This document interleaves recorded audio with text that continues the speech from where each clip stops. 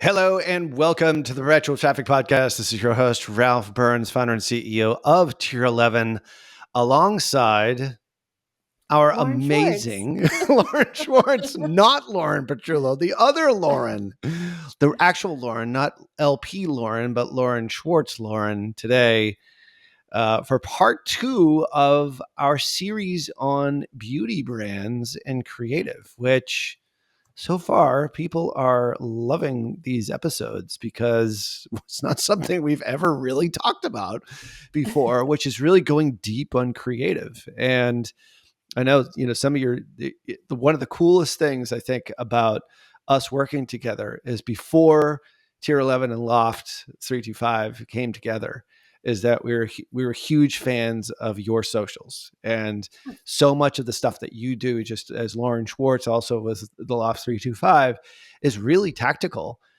because like we always talk about here on the show, it's like you're doing this every single day. You're still involved. Like you're still doing strategy. Yes. Like you were supposed to be at one of our clients today doing this. Yes.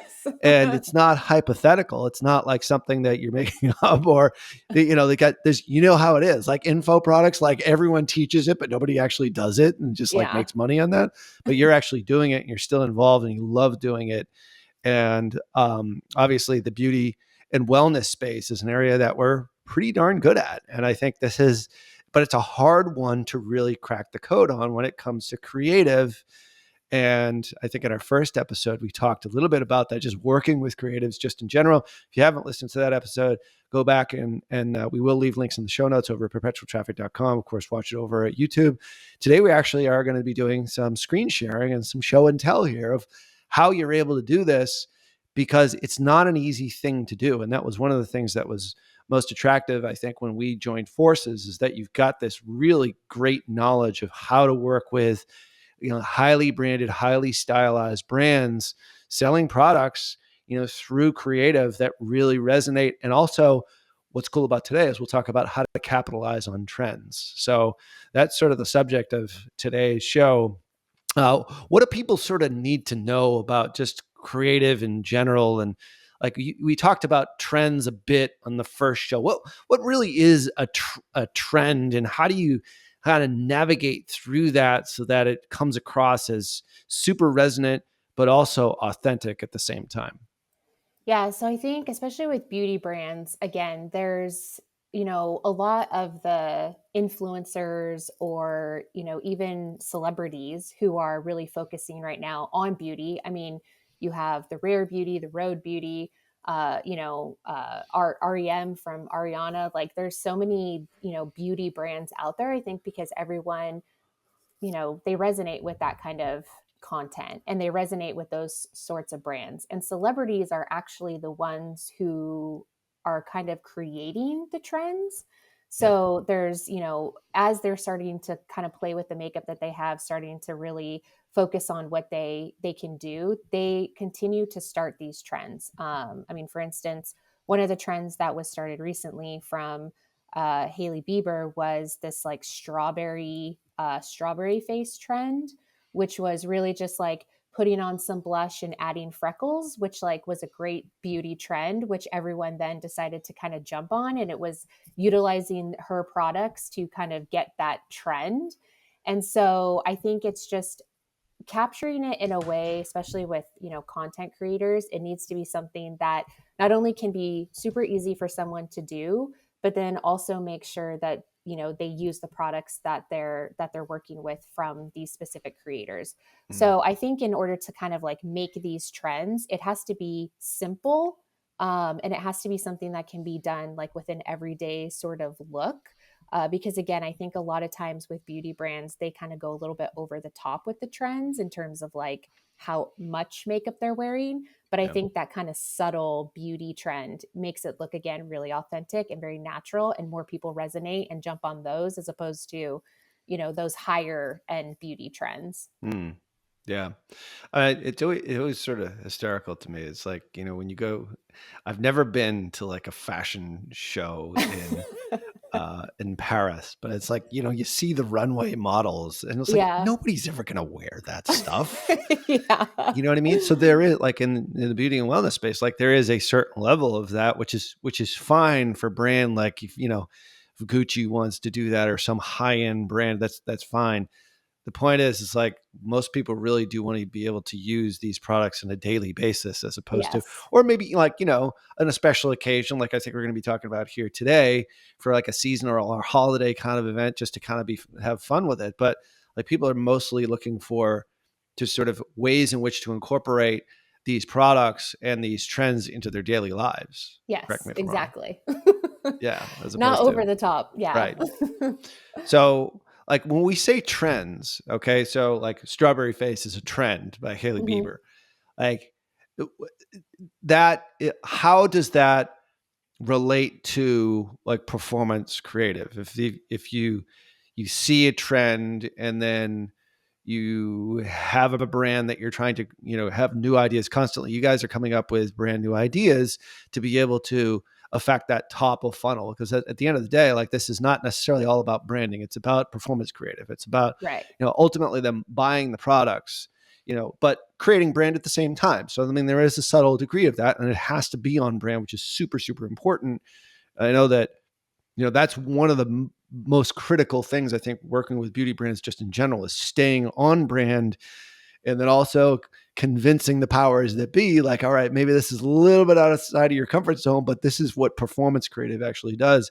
How do you sort of blend that all together with trends so that it comes across as not only unique but also consistent and organic and sort of lo-fi to a certain degree, but most importantly, authentic?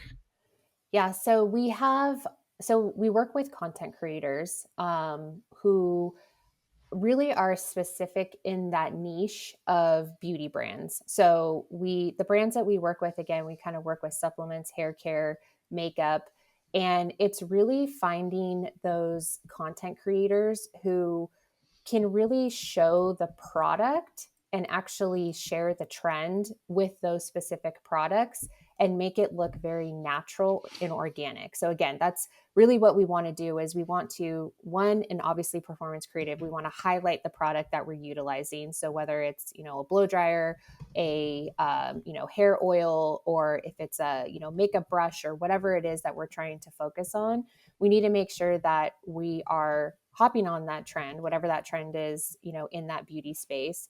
Make sure that the content obviously is going to look very natural, how you can utilize this trend within your everyday life.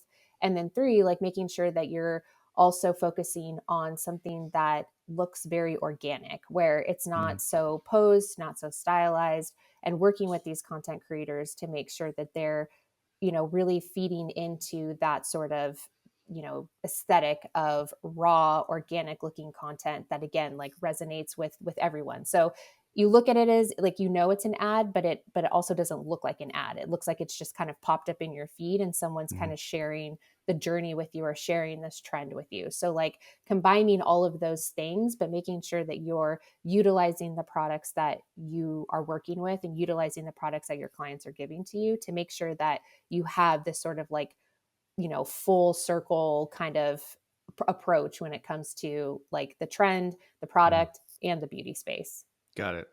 So do you have an example? Maybe we can do a screen share of like what you're, a good example of a brand that you've worked with in the past. It doesn't necessarily need to be, Strawberry Face, but Yeah. something that did work and also produced results. Like how do you, like that's really the question, is how do you blend sort of that trend with performance, but also staying on brand, not going too far off base? Like this is a real balance here, Yeah. which involves, I would imagine, a fair amount of communication, you Yes. know, and convincing.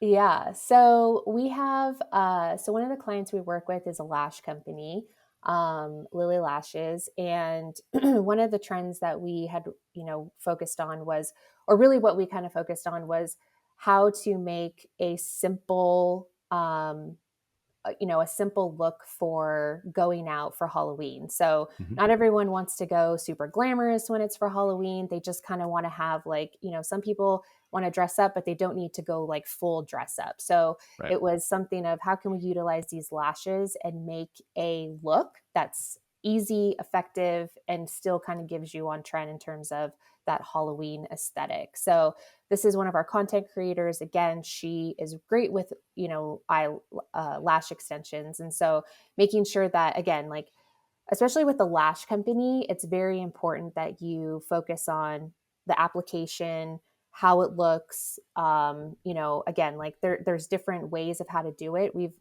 kind of gone through several creators where a lot of people don't know how to put on lashes. And so making sure again that we're utilizing content creators who know how to use the product and then can make a look that, obviously can sell. So Right. here's one of the ones that we did.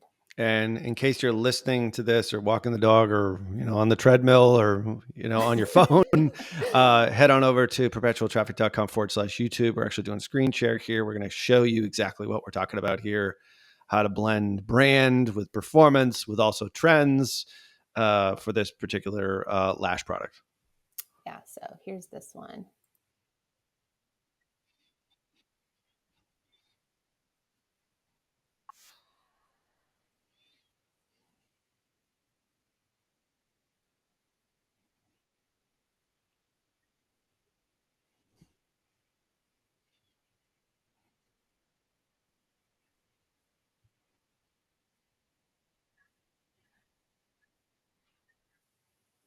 So yeah, again, like it was because we have to obviously sell the lashes. So it's a simple Halloween look, but then you can also utilize them 20 times over and then you can use them in your everyday life. And so it's like, again, she looks very natural. It looks very raw and organic. Like she's in her bathroom, she's applying the lashes. And Mm-hmm. so it's kind of taking that cross between we need to sell the product.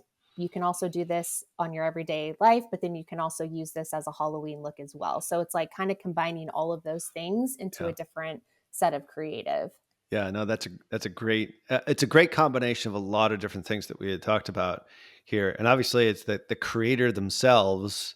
I mean, this is somebody who's obviously worked with this brand in the past. Certainly sounds like, Yes. yeah, Yes. Yeah. She is one of our creators who, again, we work specifically with her because she knows how to utilize this look and knows how to utilize the lashes. right. Let me ask you this question, just on like ads like this. This is always something that um, I tend to get a lot of questions on. And I don't really know how to answer it because it's like I see content creators, they're obviously being compensated by a company, and I see it in my news feed. And how do I know what they're really saying is true versus, I know the fact that they're actually being paid to do it. Like we obviously pay her to represent this particular brand. Like, how do you sort of explain that? And because it isn't necessarily, I mean, obviously, I mean, you see like The Rock pitching something or, Yeah. it's like, I know he's being like, there's no way.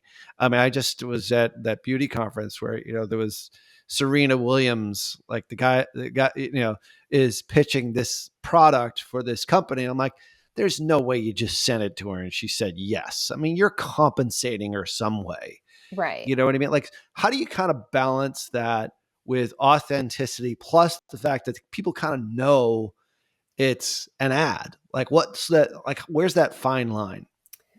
I mean, I think unfortunately we just live in a time now where it's really It is. hard to tell what's It is what it is. authentic. Yeah, I Right. mean, but at the same time, like the creators that we do work with, we do actually reach out to them before we even shoot content and ask them, like, "Hey, is this a product that you're willing to, work with? Is this a product that you're willing to kind of, willing to endorse?" I mean, again, we work with a lot of different content creators, and I think the thing that makes it look authentic is that if they're interested in the product, they're going to want to showcase it. They're going to want to talk about it in an authentic way.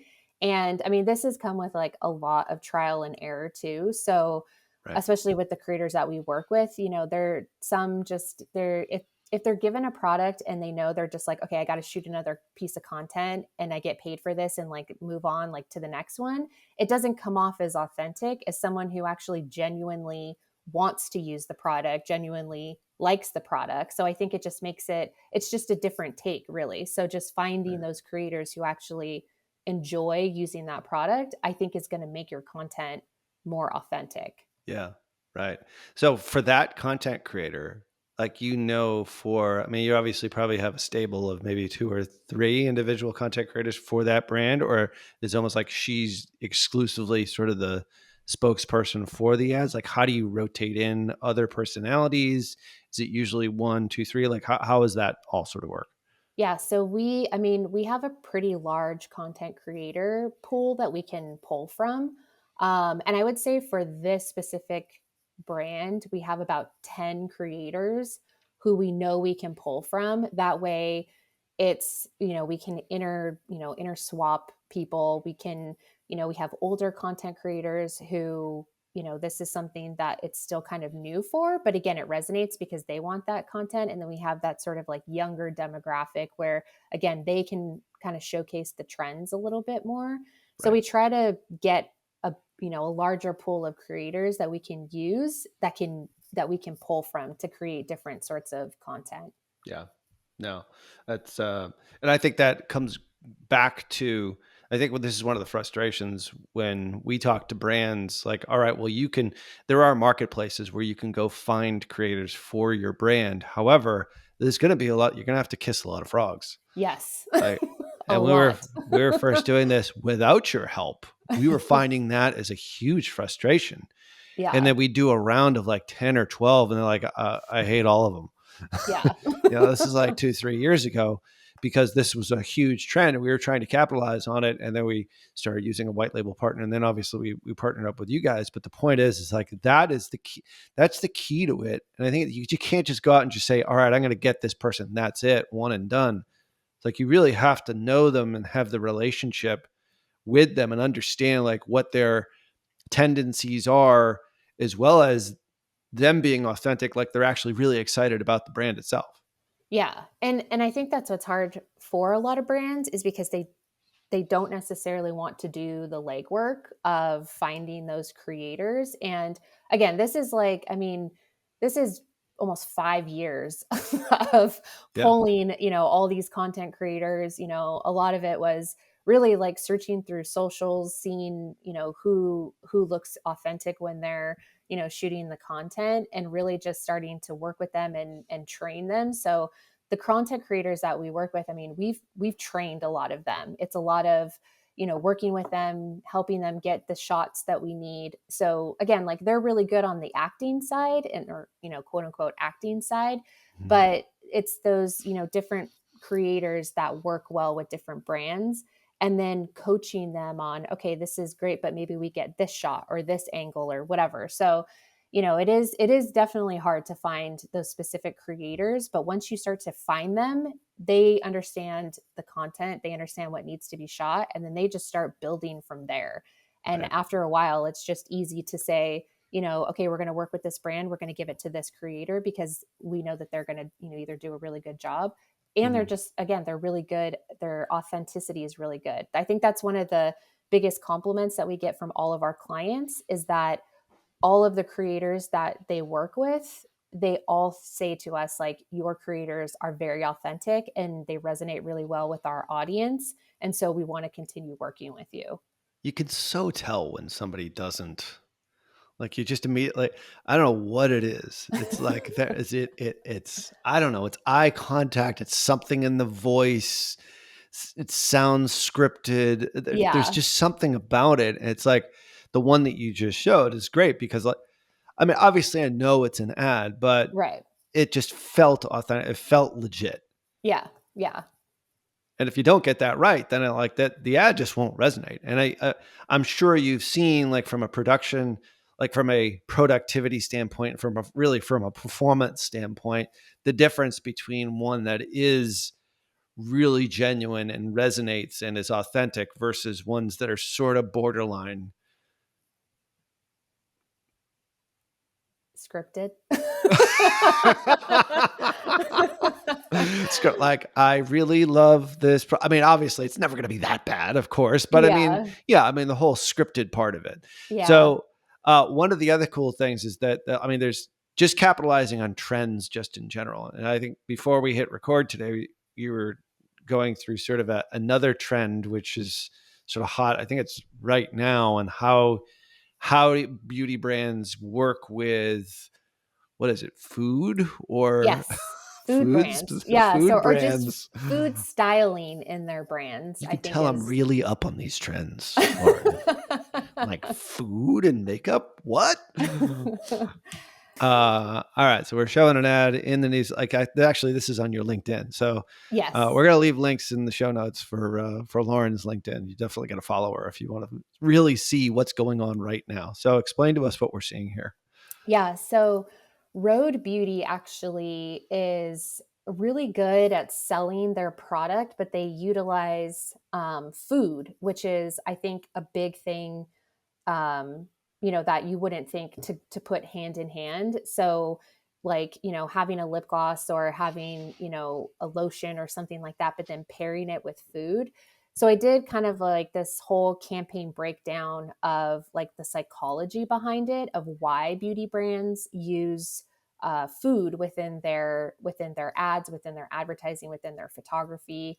Mm, It's really kind of this whole sensory marketing, and I think that is something that is interesting because you wouldn't think to pair, a lip gloss with an ice cream, mm, or again, like a lip gloss with a croissant. So it's like, right. how can you, as marketers, really, take this sort of like beauty aesthetic and then really showcase it in like a way that's going to make your senses like it's emotional, it's craveable, it's it makes it feel irresistible. And I think that's like the indulgence of food, is really understanding like how you can kind of tie these things together and not only make your imagery look really interesting and different, but then also making it capitalize on your senses too. Like, I think the biggest thing that a lot of marketers forget is that it's very emotion driven, very sensory driven, especially when it comes to makeup. And so I think just trying to give these different, like, senses as you're doing this is something that's really interesting. So really just kind of did this whole breakdown of, their socials are really good with showing these like limp tints, which are like served on dessert trays. This sort of like dripping glossy textures of like honey and chocolate, or this strawberry berry visual where it's like the different shades of berries, and then whipped cream shots of, makes it feel indulgent and just like this creamy sort of texture. So again, it's like you not only can look at the product, but you're like, oh, this is going to give me a really glossy look, because of like, when you think of honey, you always think of that like really sort of like glossy texture. And so, like, you just, again, your senses kind of compare that, which again makes it really good for paid social, but then it also makes it really good for your socials as well. Right. Um, and again, just kind of driving into that like food inspired visuals, which again, it's a deep emotional and psychology trigger. And then again, it gives you that sort of like that pleasure and that craving. So it's like something that you start to think of. And then with your paid ads, it's something that is so different from your feed that it captures your attention really fast. And then again, it activates like your senses of sight, texture, taste, smell, memory. It's again, it's scroll stopping, but it also like resonates really well. So I think for them, like, they've done a really, really great job of just kind of making it seem, making it like your senses, and comparing everything, and capitalizing on how they can take not only beauty products and craveable products and put it in this way that is, it's beauty, but it's definitely outside of the box, which makes it very interesting. And I think that's where people start to resonate with the brands, is that Rode is not only like, it's a good product, but again, like, they think outside of the box when it comes to how they're tapping into their products. So just, I thought it was something that was interesting as we were kind of looking through these different brands.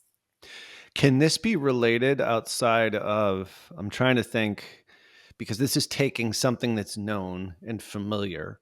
Mm-hmm. And like everybody knows what chocolate tastes like. Everybody knows what like a strawberry or a raspberry tastes like. So it's like you're relating something that's known to something that is not known yet because you haven't bought it, you haven't actually experienced it, which is great marketing. So it's Yes. like, I think a lot of great brands really do this. They remind you of things that you're familiar with, whether it's things from your past. I heard this ad on the way to the gym this morning. They were obviously targeting Gen X people. And they're like, you get your MP3 player and your, oh geez, what's that? Your fanny pack, out. And I'm like, oh my God, that's me. Like, I Yeah. know, like, I don't even know what it was for. I think it was for like an insurance ad, but it was like, I forget what the name of it is. It's just sort of lost, but it's only the first time I've heard it. The point is like, they were resonating with something that is known and familiar, and that type of familiarity is then being translated to the brand. This is far more sort of sensory in the fact that it's really relating to food, and everyone knows what those foods sort of taste like, and Mm-hmm. relating that to a beauty brand and sort of dripping that into the experience that you may have when you purchase. Is it relatable to, I mean, I guess I'm sort of like answering my own question to a certain degree, because the insurance Yeah. company kind of did it, but not like with food brands.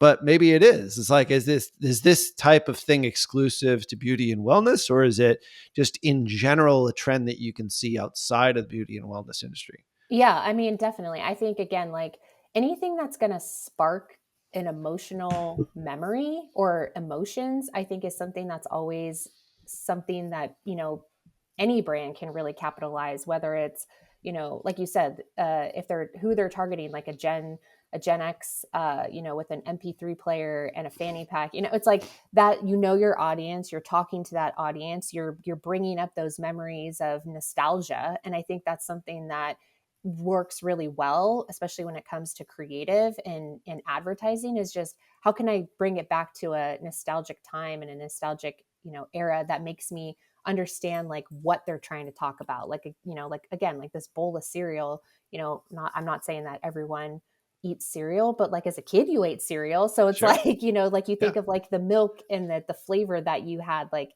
and how it like tasted and how it, Oh, made you feel. So it's I the think best. yeah, I love cereal. So Like the sweet cereal, the milk that's yes. left over. Oh my God. That's Yeah. like Like cinnamon decadent. toast crunch Oh, milk cereal is like are the you kidding best. me? The best.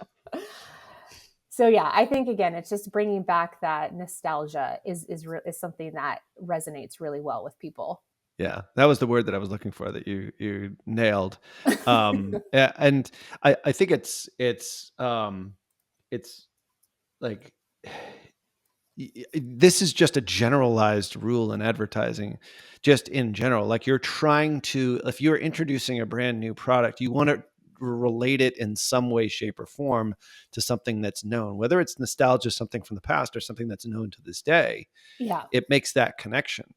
And it's certainly like, if you're seeing this with this particular brand itself, are you seeing that as a trend overall in the beauty and wellness space? Other brands latching onto it and they're sort of the leader of it? Or is like, how is that manifesting itself?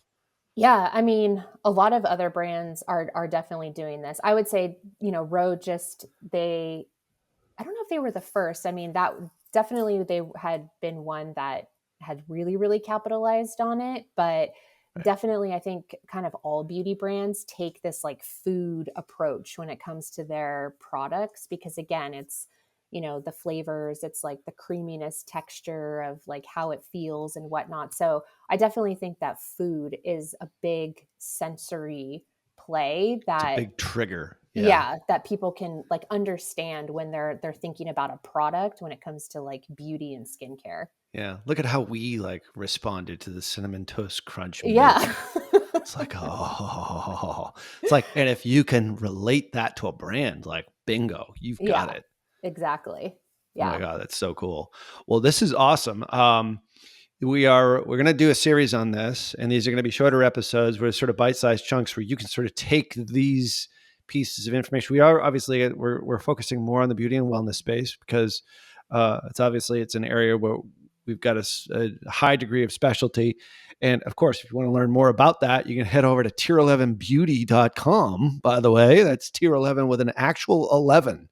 We got that URL. It's supposed to the guy who's tier11.com is holding us out for like 50 grand, by the way, Lauren. I don't know. Maybe we should take a collection here to pay for that URL. Anyway, so tier11beauty.com with more information about what Lauren and her team does, as well as the Tier 11 team. And of course, watch this over on YouTube in this series here, which is perpetualtraffic.com/YouTube, and subscribe to the channel so you don't miss a thing. So we're going to be doing 4 or 5 shows on this, which is going to be very, very cool. And you've made me really hungry for Cinnamon Toast Crunch, by the way. Like it's lunchtime. Like, oh my God, it's like the worst thing I could possibly eat for lunch because I'll be taking a nap in an hour. Well, thank you so much for showing up, despite the fact that you were experiencing an earthquake yesterday. We didn't even mention that to start off the show. Yeah. We're good. We're safe. Everyone's safe. Came out alive. You've got one of those buildings that, kind of rolls with the punches a bit, which is exactly. Good. So it doesn't matter. Like, we'll never stop here at Perpetual Traffic. We'll continue shows, whether it's an earthquake. I've done shows in a hurricane before. So earthquakes, this is a first for us. Yeah. We did one show with a tornado with a guy that worked in Oklahoma. So that was like 2 years ago. Anyway, so make sure that wherever you listen to podcasts, you leave us a rating and review. We really do appreciate that. We will read it out on the air here, especially over on Spotify. We're getting a lot of comments over there. Make a comment, leave a rating. Really appreciate you listening to the show. The more ratings and reviews we get, the wider the audience. We can actually teach how to do this stuff the right way. And you're certainly doing that on the creative end of things, especially in the beauty and wellness space here, Lauren. So super appreciate you for coming on here today, withstanding the earthquake. And we will be back with this series ongoing for the next month or so. All links and everything that we mentioned here in the show notes. Can we share some of the stuff that you shared? Actually, we'll share your LinkedIn, which has a lot of this anyway. Mm-hmm. So definitely, follow Lauren over on LinkedIn. And of course, check us out over at tier11beauty.com. So on behalf of my amazing Tier 11 compadre, Lauren Schwartz, until next show, see ya.